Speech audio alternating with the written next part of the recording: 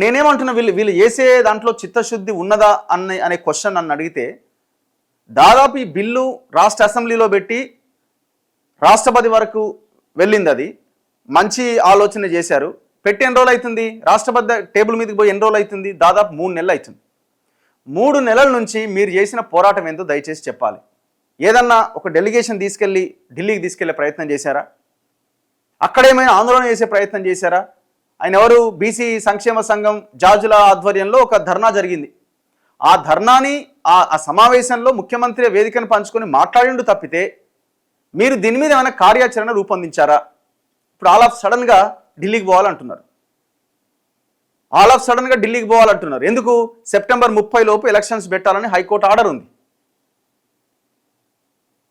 September 30 లోపు పెట్టాలని order ఉంది. ముఖ్యమంత్రి కూడా అంగీకరిస్తున్నాడు. ఎస్, ఖచ్చితంగా సెప్టెంబర్ 30 లోపు మేము ఎలక్షన్స్ కంప్లీట్ చేస్తామంటున్నారు. అంటే ఎలక్షనే కంప్లీట్ అయిపోతుంది.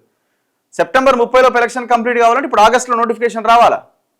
ఆగస్ట్ ఫస్ట్ వీక్లో నోటిఫికేషన్ రావాలి, ఫస్ట్ వీక్ ఆర్ సెకండ్ వీక్లో. మరి ఈ షార్ట్ పీరియడ్లో సరే ఇప్పుడు పార్లమెంట్ సమావేశాలు జరుగుతున్నాయి కదా, ఇమీడియట్గా పెట్టొచ్చు కదా అని మీరు అంటున్నారు.